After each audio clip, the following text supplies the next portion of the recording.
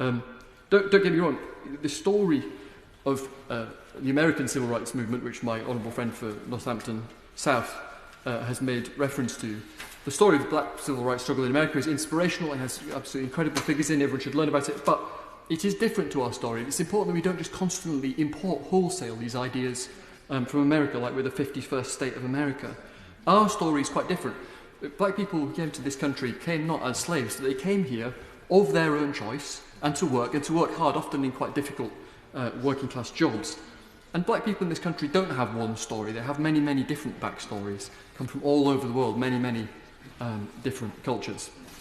And I put down this marker because sometimes I listen to this debate and I something about it just makes me wonder. I hear people talk about decolonising the curriculum, as if the curriculum of Britain's state schools is colonialist or imperialist today. This may be a generational thing, but it certainly wasn't when I was at Comprehensive in 1980 Huddersfield. It was a conversation about many of the bad things as well as our country's more positive history. And I worry that it's part of an agenda which is part of identity politics, increasingly not seeing us as a single society, a single people, but of trying to treat people primarily as members of groups. And I worry about, there was a head teacher in Sheffield who wrote to all his parents to say that Britain is a society founded on white supremacy and white privilege. Now that is just not true, right? Apartheid South Africa was a society founded on white supremacy. The Confederacy in the US was a society like that.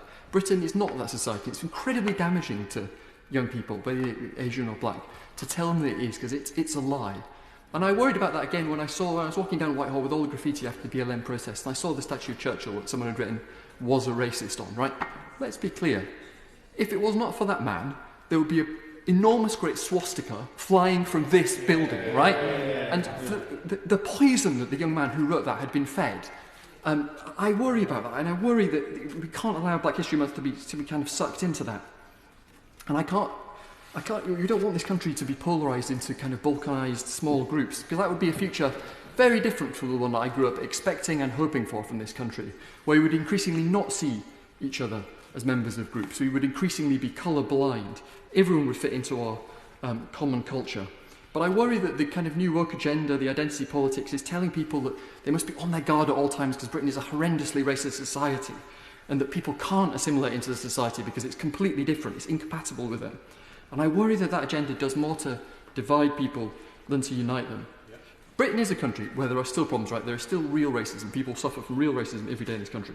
But it's also a country in which we've made huge progress. Over the last 20 years, for example, the employment rate of black men and women has not just grown, but it's grown faster than the employment rate for white men and women. The gap has been closed. Median earnings in this country are highest for people of Indian backgrounds, lowest for Pakistani and Bangladeshi backgrounds, and black and white people are in the middle. Indian pupils who are on free school meals, on the one hand, are as likely to pass their English and maths GCSEs as black pupils who are not. That's a troubling statistic. But then again, there's more nuance again. Poorer black and Asian girls who are eligible for free school meals are more likely to go to university than white and black boys who are not. So there's nuance in this thing. It's literally not a story about black and white. There are important things we've got to understand in this story. So I pay tribute to the people, and I understand the great motivations behind Black History Month and the importance of making everybody feel that they can achieve they are part of this country's story. Now, I went to an averagely performing comprehensive in an averagely performing area, and I saw how people's culture can sometimes keep them down, that people don't believe they can do certain things. When my careers teacher asked me how many GCSEs I would pass, I said all of them, and he laughed, right?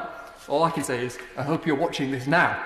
And the same is actually much more true, I worry, for young black people. And it's very important that they have role models. It's very important that they can see the wonderful people in this house, that they can achieve anything they want to do. But I also want it to be a unifying agenda, right? In the end, as I said before, there's no black history, there's no white history, there's just British history. Hope House.